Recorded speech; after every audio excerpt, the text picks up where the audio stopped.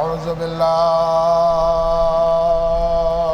من الشيطان اللعين الرجيم بسم الله الرحمن الرحيم الحمد لله رب العالمين والصلاة والسلام على أشرف الأنبياء والمرسلين وخاتم النبيين وطه وياسين ومولانا ومولى الثقلين إمام الحرمين صاحب کعبہ قوسین جد الحسن والحسین ابی القاسم محمد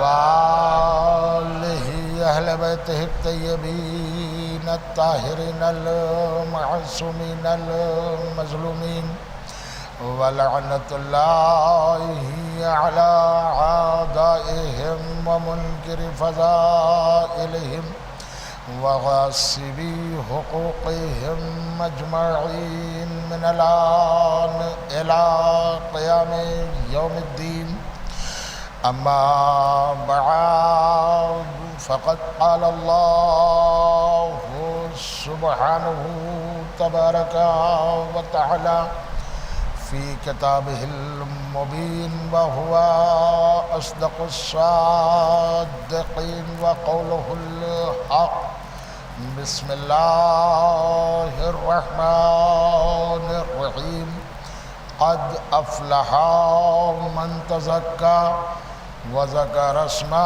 ربه فصلى بل تؤثرون الحياة الدنيا والآخرة صلوات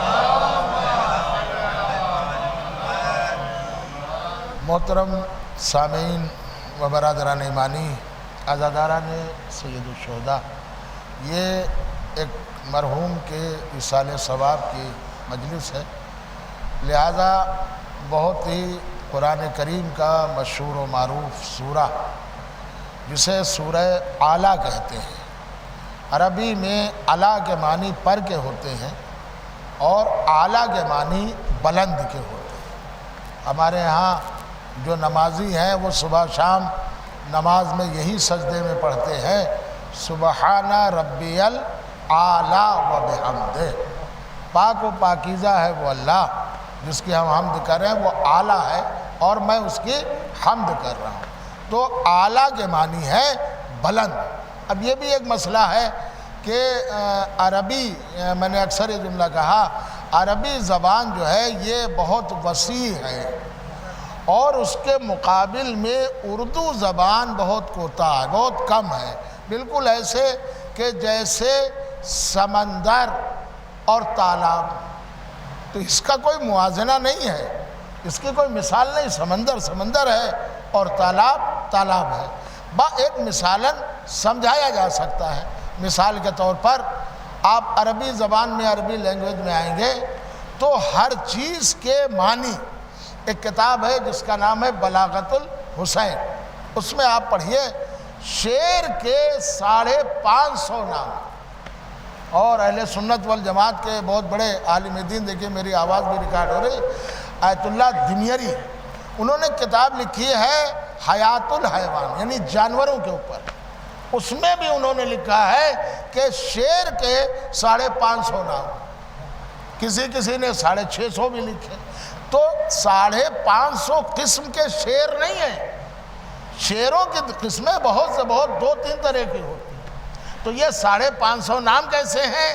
عربی اعتبار سے شعر جیسے جیسے چلے گا، اپنا ایکشن بدلے گا، آرام کرے گا، نام اس کا الگ ہوگا، شکار کے پیچھے دوڑے گا اس کا نام الگ ہوگا، غصے میں ہوگا تو اس کا نام الگ ہوگا، بھوکا ہوگا تو اس کا نام الگ ہوگا، پانی کی طرف جائے گا تو چلنے کے انداز میں نام الگ پڑے گا، شکار کو اپنے قبضے میں لے لے تو اس کا نام الگ ہوگا۔ اب میں 2 مثالیں بھی دے دوں کہ اگر شیر شکار پر پوری نظر ہو اور اس سے شیر سے شکار بچ کے نہ جائے، چاہے جتنا بھاگنے والا شکار ہو، بچ کے جہاں پہ نہ جائے، اسے عربی میں عباس کہتے ہیں۔ عباس کے معنی شیر ہے۔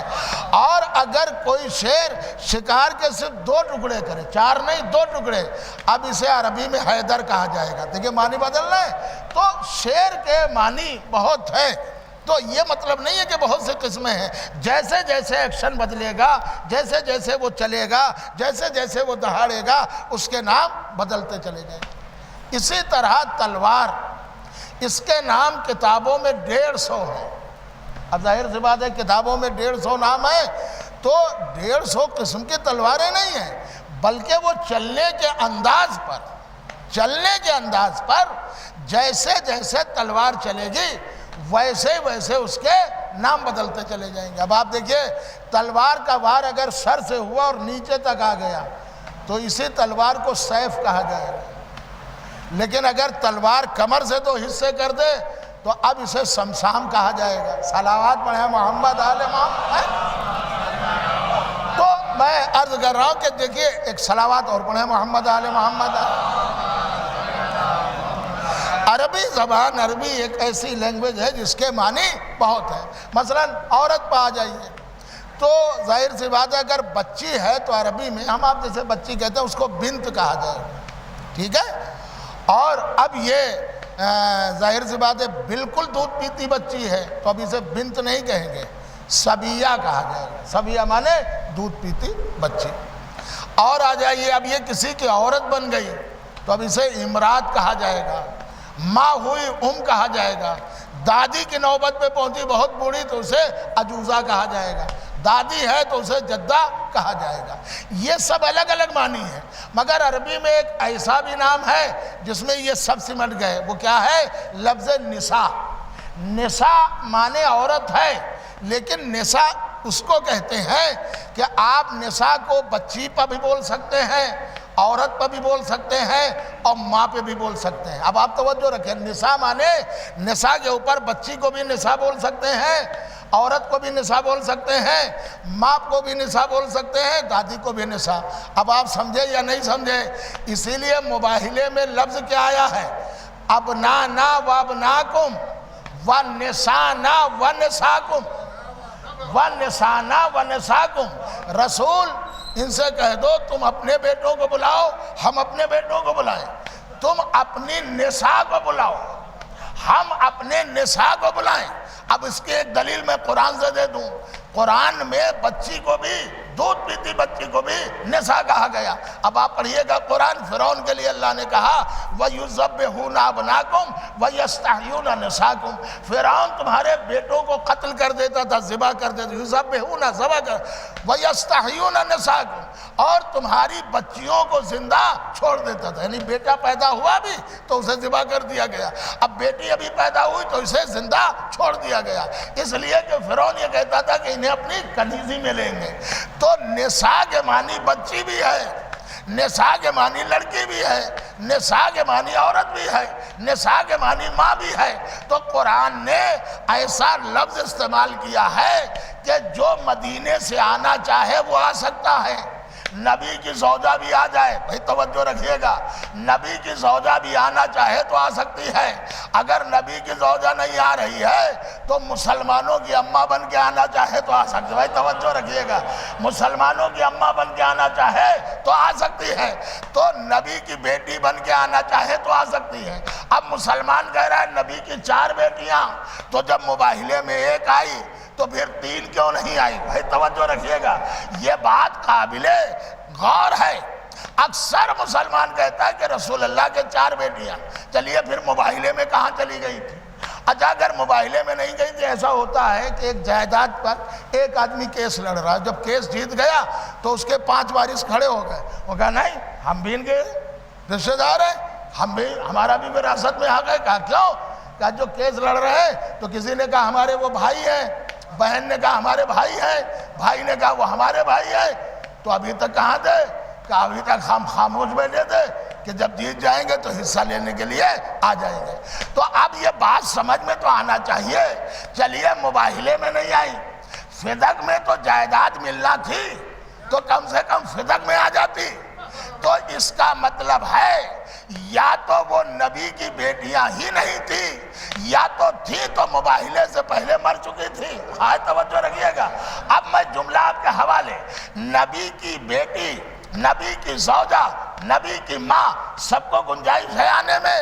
نہ مسلمانوں کی ماں بن کے کوئی عورت آئی، نہ نبی کی زوجہ بن کے کوئی عورت آئی، نہ نبی کی بیٹی بن کے کوئی عورت آئی، ایک فاطمہ زہرا آئی۔ تو جمع کا صیغہ ہے نا، بیٹیوں کو بلاؤ، عورتوں کو بلاؤ۔ تو میں کہوں گا بی بی جب جمع کا صیغہ ہے تو بیٹی، عورت اور ماں تینوں کی گنجائش تھی، آپ تنہا آئی ہیں تو کیسے عیسائیوں کو مطمئن کریں گے؟ کہا تمہیں معلوم نہیں ہے؟ جواب میں دوں گی، میں ان عیسائیوں کو بتا دوں گی، خالی فاطمہ تنہا نہیں ہے، حسنین کی ماں بن کے آئی ہوں، علی کی زوجہ بن کے آئی ہوں، محمد کی بیٹی بن کر آ گئی ہوں۔ صلوات پڑھیں محمد علیہ محمد، ایک بآواز بلند صلوات پڑھیں محمد علیہ محمد۔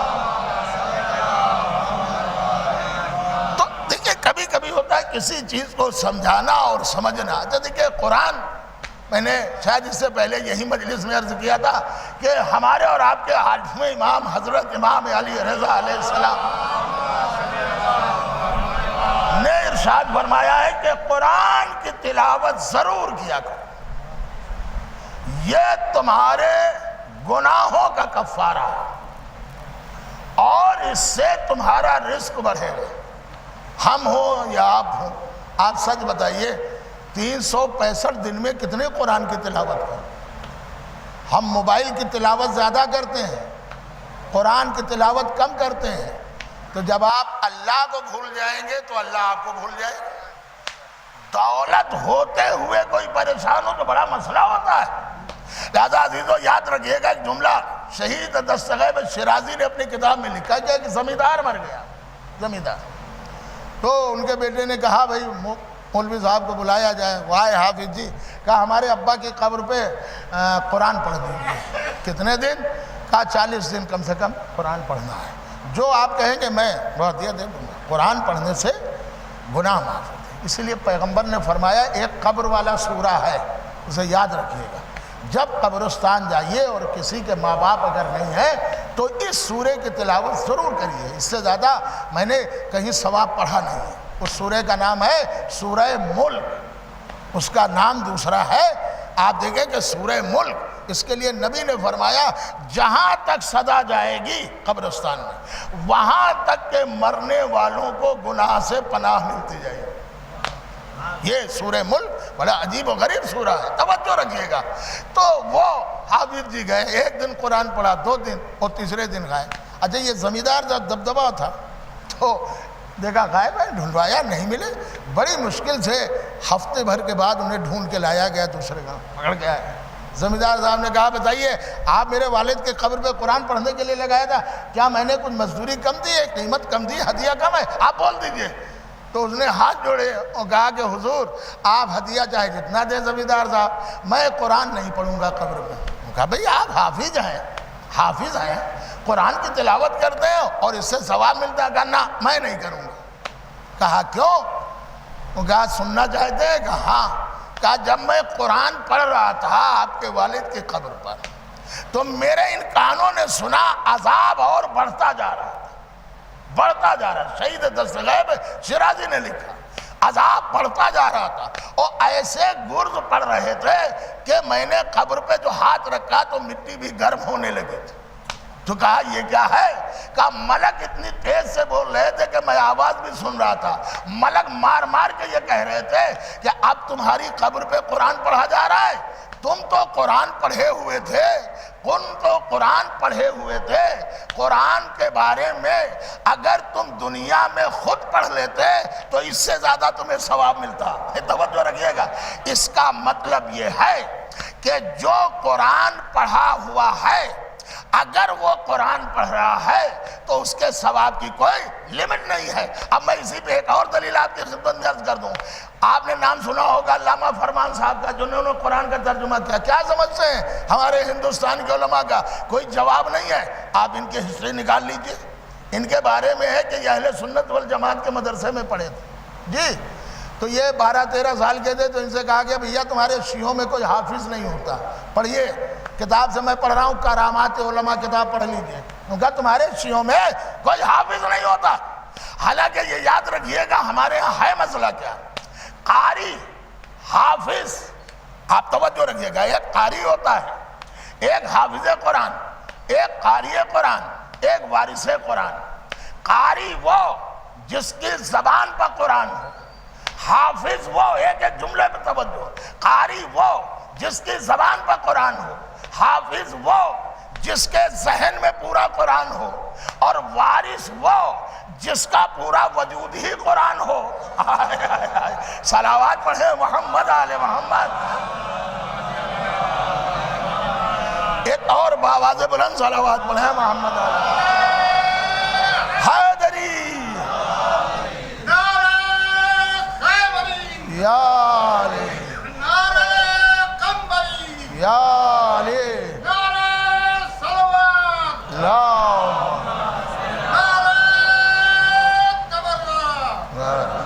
دیکھئے یہ جو میں مجلس پڑھ رہا ہوں یہ تیجے کی مجلس ہے, سیوم کی مجلس ہے, لہذا کچھ ارکان کے طور پر. تو قاری اسے کہتے ہیں جس کے زبان پہ قرآن ہے, اور حافظ اسے کہتے ہیں جس کے ذہن میں پورا قرآن ہے, اور وارث اسے کہتے ہیں جس کا پورا وجودی قرآن ہے.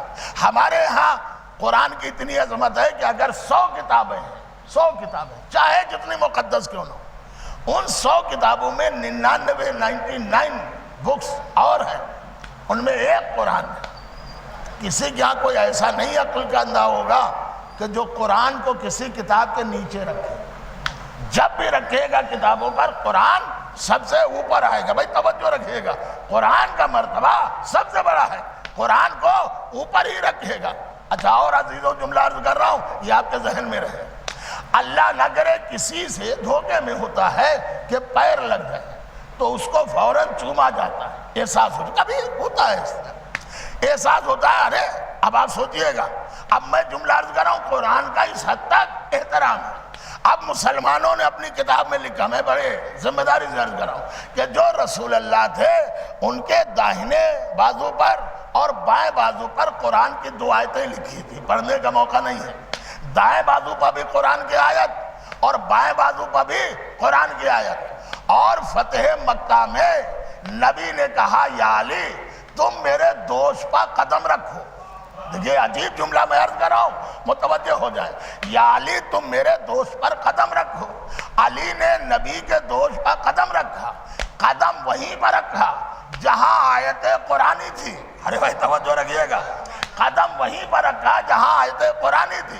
بتوں کی صفائی کی مجھے اس کے بارے میں عرض نہیں کرنا ہے, میں کہوں گا اللہ کے رسول یہ قرآن کی آیتیں لکھی ہیں اور یہ علی کے قدم, یہاں احترام نظر نہیں آ رہا ہے. عجب نہیں نبی جواب دے تجھے معلوم نہیں ہے جو میرے کاندھے پر لکھا ہے وہ بھی قرآن ہے, جس کے قدم ہے وہ بھی قرآن ہے. ہائے ہائے ہائے, صلوات پڑھیں محمد آل محمد. بس فرق اتنا ہے جو آیت لکھی ہے یہ قرآن صامت ہے, جس کا قدم آیا ہے وہ قرآن ناطق ہے. اب تو بات سمجھ میں آ گئی, وارث وہ ہے جس کا پورا وجود ہی قرآن ہے. تو میں عرض کر رہا تھا فرمان علی صاحب, ان سے کہا گیا کہ تمہارے ہاں بھائی شیعوں میں کوئی حافظ نہیں ہوتا ہے. ان کو بات لگ گئی تھی, شیعہ مدرسے میں نہیں تھے, اس وقت بہت کم مدرسے تھے. انہوں نے حافظہ کرنا شروع کیا. تو حافظ فرمان صاحب اسی لیے نام لکھا. تو جانتے 6 مہینے میں قرآن کا حافظہ مکمل کیا, اور میں سمجھتا ہوں اس دور تک ان کے جیسا کوئی حافظ نہیں پیدا ہوا. آپ کہیں گے کیا حافظ؟ انہوں نے قرآن کو اس طرح حفظ کیا تھا کہ جس طرح اوپر سے آیت پڑھتے تھے اسی طرح نیچے سے آیتیں پڑھتے ہوئے اوپر چلے جاتے تھے. اتنا مجمع ہے, اگر آپ نہ بولیں گے تو پھر ہم نہیں جانتے ہیں, اہل بیت جانے. کوئی جتنا بھی پڑھا لکھا عالم ہو یہاں بلا لیجئے, اس سے کہہ دیجئے الحمدو سے پڑھیے سورہ الحمدللہ رب العالمین تک ذالین تک آ جائے گا. اس سے کہیے ذالین سے الحمدو پڑھیے, 99 نہیں 100% فیل ہو جائیں گے، اور اگر پڑھیں گے بھی تو بہت سوچ سمجھ کے، توجہ رکھیے گا۔ لیکن وہ ایسے حافظ قرآن تھے، جس طرح اوپر سے پڑھتے تھے ویسے ہی نیچے سے پڑھتے چلے جاتے تھے۔ اب جملہ ملاحظہ کریں، یہ آپ کی بات ہے، اسی لیے کتابیں پڑھیے گا کہ ان کو اتنا تو قرآن یاد تھا، لیکن قرآن ہے کیا؟ معصوم نے فرمایا ہے آیت الکرسی جو آپ پڑھ لیں، کہیں آپ کو خوف ہو تو دائیں طرف بائیں طرف سامنے ادھر اوپر نیچے چاروں سمت اور 2 یہ سمتیں، ان سب کی طرف سے آپ دم کر دیں آرام سے۔ جنات اور شیاطین آپ کو نقصان نہیں پہنچا سکتے۔ بھائی توجہ رکھیے گا، جملہ ملاحظہ کریں۔ انہوں نے اپنا واقعہ لکھا ہے کہ میں ایک جگہ پر گیا اور وہ سب ناصبیوں کا وطن تھا، گاؤں۔ ناصبی کہتے ہیں جو اول اور دوم اور سوم کے بعد ڈائریکٹ چوتھا امیر شام کو خلیفہ مانا، ناصبیوں کا وطن تھا۔ انہوں نے کہا کہ شیعوں کے عالم میں رات ہو گئی، بڑے مسائل ہوتے تھے۔ انہوں نے کہا اچھا، ان کے یہاں ایک مسجد تھی جسے جناتوں والی مسجد کہا جاتا ہے، کہ جب کسی کو مارنا ہوتا تھا تو اسی میں سلا دیتے تھے، صبح اس کی لاش نکلتی تھی، زندہ نہیں رہتا تھا۔ لہذا ان کا حضور آپ مہمان ہو جائے، ان کہا میں اسی لیے آیا۔ انہیں کھانا کھلایا اور کہا یہ رافضی ہے، کیا فائدہ اس کا خون کرنے سے، اس کو مسجد میں سلا دیا جائے، صبح میت ہی مل گئی۔ لہذا انہوں نے کھانا کھلایا، ان کا بستر لگا دیا اور کہا حضور آپ یہیں آرام کریں، صبح ملاقات کرتے۔ انہیں معلوم تھا صبح کیا ملاقات ہو، دروازے مسجد کے بند ہو گئے اور وہ چلے گئے۔ جب وہ لوگ صبح آئے اور دروازے کھلے تو دیکھا یہ نماز تہجد پڑھ رہے تھے، نماز شب پڑھ رہے تھے۔ اب انہیں تعجب ہوا، دیکھیں یہی ہے قرآن، انہیں تعجب ہوا۔ انہوں نے کہا بڑا تعجب ہوا، کہا جناب یہ آپ نے کیا کہا، آپ نماز پڑھ رہے ہیں؟ کہا ہاں۔ کہا کیسے؟ کہا مجھے معلوم ہے تم نے میری موت کا پورا سامان مہیا کر دیا تھا، مگر تمہیں معلوم نہیں ہے وہ شمع کیا بجھے جسے روشن خدا کرے۔ بھائی توجہ رکھیے گا، جسے اللہ زندہ رکھنا چاہے اسے کوئی مار نہیں سکتا۔ کہا کیا ہوا، آپ زندہ کیسے ہیں؟ کہا زندہ میں اپنی وجہ سے نہیں ہوں، اللہ کے کلام کی وجہ سے۔ بھائی توجہ رکھیے گا، کلام اللہ کی وجہ سے۔ کہا یہ کیسے؟ کہا جب میں سونے لگا تو میں نے ہر طرف آیت الکرسی کا حصار کھینچا، جنات آئے بھی تھے، جب بھی اس لائن سے کراس کرتے تھے جلتے چلے جاتے تھے۔ یہ دیکھو کتنی راک پڑی ہوئی ہے۔ تب آپ سوچیں جب ایک علی کا غلام اگر قرآن کا سہارا لے لے تو جنات اس کی مٹھی میں ہوتے ہیں، تو اگر ان کا امام ہے، توجہ رکھیے، ایک صلوات پڑھے محمد علیہ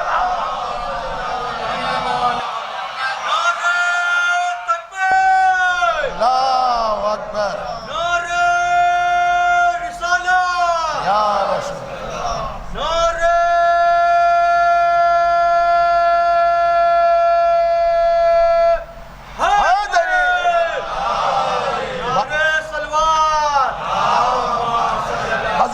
جلدی جلدی ملاحظہ فرمائے، جنات جو ان کا امام ہے اگر اس کے قبضے میں جنات ہو تو اعتراض نہ کرنا۔ اب آپ سنتے رہتے ہیں مسجد کوفہ میں ایک اژدہا آیا، آج بھی مسجد کوفہ میں ایک دروازہ ہے جسے اژدہے والے دروازے کے نام سے جانا جاتا ہے، شیعہ حضرات اسی سے جاتے ہیں، ہمارے ہاں اسی دروازے سے داخل۔ تو یہ کیا ہوا کہ مسجد میں ایک اژدہا آیا، مسجد کوفہ میں، اور مولا علی اس وقت ممبر پہ تھے، اتفاق دیکھیں ممبر پہ تھے، اور جب اژدہا آیا تو لوگوں میں ہو گیا خوف ہو رہا، یا علی اژدہا۔ تو مولا نے فرمایا آنے دو آنے دو۔ اب وہ اپنے انداز میں آیا اور ممبر پہ چڑھا، اور یہاں تک کہ علی کے کوئی نقصان نہیں۔ اب وہ بول رہا تھا، مجمع سن رہا تھا جو آواز تھی، علی بول رہے تھے، مجمع سمجھ نہیں رہا تھا، اژدہا بول رہا تھا، مجمع سمجھ نہیں رہا تھا، علی بول رہے تھے، مجمع سمجھ نہیں رہا تھا۔ کہا اس نے جو بھی کہا جواب ہوا، اور پھر وہ اسی طرح چلا گیا، جس دروازے سے آیا تھا اسی دروازے سے واپس آ گیا۔ کہا یا علی، اب حواس ہوئی، یا علی یہ کیا تھا، یہ ممبر پہ آ گیا، آپ کو خوف محسوس نہیں ہوا؟ علی مسکرائے، کہا تمہیں معلوم نہیں ہے یہ اژدہا نہیں تھا، یہ جناتوں کا بادشاہ تھا۔ توجہ رکھیے گا، یہ اجنہ کا بادشاہ تھا، تو یا علی یہ کرنے کیا آیا تھا؟ کہا یہ سوال پوچھنے آیا تھا، مشکل میں تھا، پرابلم میں تھا، میں نے اس کی مشکل حل کر دی، اب لوگوں کو تو تانا دینے کی ضرورت ہی تھی۔ کہا یا علی اگر ایسا تھا تو ہم نے سنا ہے گہوارے میں اژدہا آیا تھا تو آپ نے 2 ٹکڑے کر دیے تھے، آپ کی اس جوانی کے بعد اژدہا آیا تو اسے جانے کیوں دیا؟ کہ اب بھی تم مزاج امامت کو سمجھ نہیں پائے۔ ہم اہل بیت کے گھرانے کے ہیں، ہمارا مزاج امامت یہ ہے کہ جو ہمارے گھر پر سوالی بن کے آئے گا ہم اس کی جھولیوں کو بھر دیں گے، جو حاکم بن کے آئے گا اس کے 2 ٹکڑے کر کے رکھ دیں گے۔ صلوات پڑھے محمد آل محمد۔ لبیک یا حسین، لبیک یا حسین، لبیک یا حسین، لبیک یا حسین، نعرہ حیدری، نعرہ سلوات۔ اب عزیزو مجھے معاف کریں گے، میں آیت کا ترجمہ بھی نہیں کروایا اور آدھا گھنٹہ ہو گیا، پھر کبھی عرض کر دوں گا۔ بسنا کہ اللہ نے قرآن میں یہ ارشاد فرمایا سورہ اعلیٰ میں قد افلح من تزکا وذکر اسم ربہ فصلی، وہ شخص فلاح پا گیا، وہ شخص کامیاب ہو گیا، نجات پا گیا جس نے اپنے نفس کو پاک کر لیا۔ اب اس کی بات تشریح سن لیجئے اور زحمت تمام کر رہا۔ سورہ اعلیٰ میں بھی ہے اور سورہ شمس میں بھی ہے، لفظ بدلے ہیں، دونوں کے معنی ایک ہی۔ سورۃ الشمس میں ہے قد افلح من زکاہا وقد خاب من دساہا، اس میں بھی معنی یہی ہے، وہ شخص فلاح پا گیا جس نے اپنے نفس کو پاک کر لیا۔ اور اعلیٰ میں بھی ہے قد افلح من تزکا، وہ شخص کامیاب ہو گیا، فلاح پا گیا جس نے اپنے نفس کو پاک کر لیا۔ تو اب یہ دونوں آیتیں چھٹے امام جعفر صادق سے پوچھا گیا۔ اب یہ ذہن میں رہے یہ دونوں سورے ہمارے ہاں عید و بقرعید میں نماز عیدین میں پڑھے جاتے ہیں، یعنی عید میں بھی اور بقرعید میں۔ کہا مولا دونوں کے معنی ہے پاک کر لے جو وہ کامیاب ہے، قد افلح من تزکا قد افلح من زکاہا، تو دونوں کے معنی ایک ہیں؟ تو امام نے فرمایا نہیں، معنی الگ الگ ہے۔ مولا کیسے؟ کہا جو سورۃ الشمس میں آیا ہے اس آیت کے معنی ہے وہ شخص کامیاب ہو گیا جس نے اپنے نفس کو پاک کر لیا، اور سورہ اعلیٰ میں جو ہے قد افلح من تزکا تو اس کے معنی وہ شخص کامیاب ہو گیا جس نے اپنے مال کو پاک کر لیا۔ ایک میں ہے اپنے آپ کو پاک کر لیا، ایک میں ہے اپنے مال کو پاک کر لیا۔ تو کہا مولا میں سمجھا نہیں۔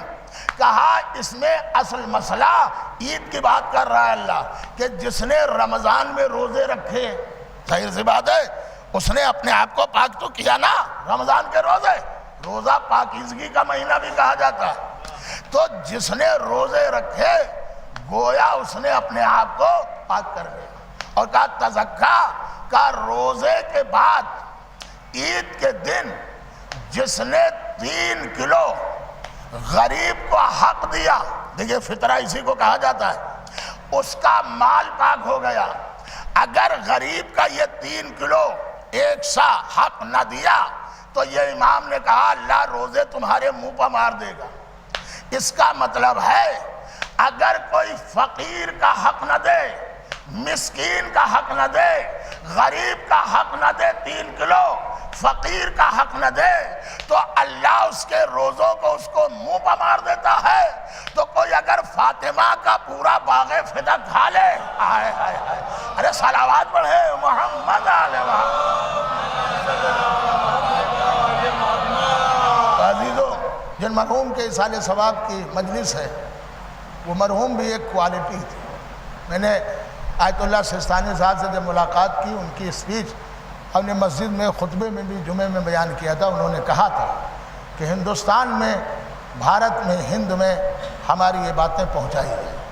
تو آقا نے سستانی صاحب نے تقریر میں کہا تھا کہ اگر کسی کا بچہ کوئی انجینئر بن گیا، کوئی ڈاکٹر بن گیا، کوئی وکیل بن گیا، کوئی پروفیسر بن گیا، تو یہ خود اس باپ کے لیے قابل فخر نہیں ہے کہ میرا بیٹا انجینئر ہے اور ڈاکٹر ہے اور پروفیسر ہے اور وکیل ہے، بلکہ یہ پوری قوم کے لیے فخر ہے کہ ہماری قوم میں اتنے ڈاکٹر ہیں، ہماری قوم میں اتنے انجینئر ہیں، ہماری قوم میں اتنے پروفیسر ہیں، اس لیے کہ یہ جو اتنے لوگ علم میں آگے بڑھتے جائیں گے قوم اسی اعتبار سے بلند ہوتی چلی جائے گی۔ لیکن یہ ضرور یاد رکھیے گا، عہدہ چاہے جتنا بڑا ہو اللہ کو بھولنا نہیں، یہ توجہ رکھیے گا۔ بہت سے لوگ، مولا علی نے نہج البلاغہ میں فرمایا عہدہ جو ہوتا ہے یہ آدمی کی آزمائش ہے۔ بہت سے لوگ دیکھیے پہلے تو بہت صحیح رہے، بالکل آدھا جی آدھا، اور چھوٹا سا عہدہ مل گیا اب ٹیڑے ٹیڑے چل رہے ہیں جی۔ تو عہدہ وہی اچھا ہے جس عہدے کے ملنے کے بعد اسلام انسان میں میں نہ ہو، انسان میں غرور نہ ہو۔ اب آپ توجہ رکھیں، موقع نہیں ہے پھر عرض کر دوں گا، بھائی اتنا سمجھیے، جن مرحوم کے ایصال ثواب کی مجلس ہے اللہ نے ان کو ایک بہت بڑا رتبہ دیا تھا۔ دیکھیے ایک حدیث اور اس کے بعد مسائل، ہمارے اور آپ کے 7ویں امام حضرت امام موسیٰ کا مولا بنی عباس کی نوکری میں ہے، یہ وزیر اعظم تھے ہارون رشید کے، 7ویں امام کو جس نے زہر دیا ہارون رشید، اس کے وزیر اعظم، تو کہا مولا یہ میں نوکری کروں یا نہ کروں، وزیر اعظم بہت وزیروں میں وزیر۔ تو امام نے فرمایا نہیں، ظالم حکومت میں نوکری حرام ہے، مگر اب دیکھیے مگر سمجھ لیجیے، مگر اگر کوئی عام آدمی کہے تو الگ ہے، اگر امام کہے تو مگر مسئلہ ہے۔ مگر اگر کوئی ہمارا چاہنے والا، ہمارا شیعہ، ہمارا مومن اس سوچ پر نوکری کرے ظالم حکومت میں کہ یہاں جو مومن آئیں گے، یہاں جو مظلوم آئیں گے، ہم ان کی مشکلوں کو حل کر دیں گے، تو یہی نوکری اس کے لیے جائز ہو جائے گی۔ توجہ، ارے صلوات پڑھے وہاں اب موقع نہیں، میں نے عرض کیا کہ پھر عرض کروں گا۔ میں اس کے لیے بہت سے آپ کو اداہرن دے سکتا ہوں، بہت سے اگزامپل دے سکتا ہوں، مثالیں کہ کتنے ایسے لوگ ہیں کہ جو ایسے کام بنا دیتے ہیں کہ پتہ ہی نہیں چلتا۔ میں لدھیانہ میں تھا اور مجھے الہ آباد آنا تھا، موری ایکسپریس ٹرین تھی، ٹکٹ ہو ہی نہیں پایا، تو اب کیا ہو، بھیڑ اپنے حساب۔ میں نے ایک صاحب کو فون کیا، آپ جی صاحب الہ آباد، اب آپ سوچئے وہ کوئی عہدے دار تو تھے، میں نے کہا یہ معاملہ تھا، میں نے کہنے لگے ٹی ٹی کو فون دیجئے، یہی ہے نوکری۔ میں نے کہا تو بھیڑ بہت ہے، کم سے کم 40 سے 50 لوگ لگیں کہ سیٹ مل جائے، ہے ہی نہیں۔ وہ کہا جب خالی ہو تب دیجئے گا۔ جب وہ خالی ہو گیا تو آپ ٹرین میں بیٹھ جائیے۔ میں نے کہا اگر نکالے گا، کہا ہمت نہیں۔ اب جو بیٹھے تو میں نے ان کو کہا یہ بات کر لیجیے، کہا کون ہے؟ میں نے کہا بات کر۔ اب جیسے ہی انہوں نے کہا جی سر، میں سمجھ گیا کہ یہ اپنے حساب میں آ گیا۔ جب بار بار جی سر، نہیں جی سر۔ اس نے کہا جائیے آپ کے 35 نمبر برتھ تیار ہے اور اس کو میرا سلام کہہ دیجیے گا میں نے کام کر دیا۔ صلوات پڑھیں محمد آل محمد۔ تو یہ جو اماموں نے کہا ہے، میں اس کے 100-200 مثالیں اپنی زندگی کی دے سکتا ہوں، لوگوں کی دے سکتا ہوں۔ تو نوکری کے معنی یہ نہیں صرف ہم آرام کریں، نوکری کے معنی یہ بھی ہے جو ضرورت مند آ جائے اس کی مشکل کو حل کر دینا۔ یہ ڈاکٹر صاحب میں کوالٹی تھی، میں پھر کبھی عرض کر دوں گا، مجھے موقع نہیں ہے، ڈاکٹر صاحب میں کوالٹی تھی۔ دیکھیے یاد رکھیے گا، اللہ چاہے جتنی دولت دے، چاہے جتنا رتبہ دے، لیکن یاد رکھیے گا اس کے ساتھ ساتھ اللہ کے احسان کو ضرور مانے، اہل بیت کے احسان کو ضرور سمجھے۔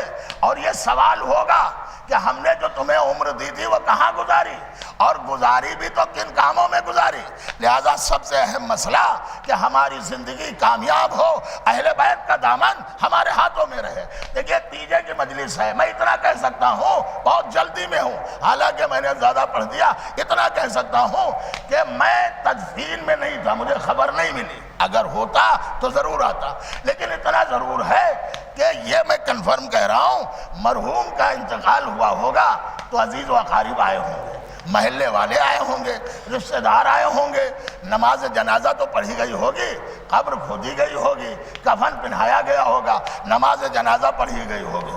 اس سے ہٹ کے کوئی ایسا تو نہیں ہے، اللہ نہ کرے کہ مرحوم کے قبر مرحوم کو نہیں ملی، کوئی جنازہ اٹھانے والا نہیں تھا، کفن نہیں ملا، کہ نہیں کفن بھی ملا، جنازہ اٹھانے والے بھی تھے، نماز پڑھنے والے بھی تھے۔ دل بھر آتا ہے، ایک عزادار کا انتقال ہو جائے، ایک علی کے غلام کا انتقال ہو جائے تو مجمع سمٹ کے آ جاتا ہے تدفین میں۔ ذرا سوچئے کربلا میں حسین کا لاشا بے گور و کفن پڑا ہوا ہے، آپ اندازہ کریے کہ گھوڑے دوڑ رہے ہیں، حسین کا لباس بھی لوٹ لیا گیا۔ عزیزو ایک جملہ عرض کر دوں، یہ جو ہمارے یہاں کہا جاتا ہے کہ کربلا میں حسین کو کفن نہیں ملا، اس کی وضاحت کر دوں۔ دیکھیے شہید جو ہوتا ہے اس کا کفن نہیں ہوتا ہے، شہید پر کفن دینا ضرور واجب نہیں ہے، پھر الگ سے اگر آپ کفن دیں گے جیسے ہم مرنے والے کو دیتے وہ جائز نہیں ہے شہید کے لیے۔ پھر کہا شہید جو جنگ کرتا ہے میدان جنگ، جس کنڈیشن میں وہ گھوڑے سے گرے گا جو اس کا لباس ہوگا اسی حالت میں اسے دفن کریں، کفن نہیں دیا جاتا، یہی اس کا لباس کفن بن جائے گا۔ تو جب شہید کا الگ سے لباس ہے ہی نہیں تو ہم پھر روتے کیوں ہیں، ہم پھر ماتم کیوں کرتے ہیں کہ کربلا میں حسین کو کفن نہیں ملا، بے کفن حسین دفن ہوئے۔ عزیزو رونا صرف اس بات پر ہے، تڑپنا صرف اس بات پر ہے، آنسو بہانا اس بات پر ہے کہ ارے جو حسین کا لباس تھا وہ بھی تو ظالم جسم سے اتار لے گئے، جسم یوں ہی رہا، گھوڑے دوڑ رہے ہیں، زینب کی آواز ہے ارے میرے بھائیا۔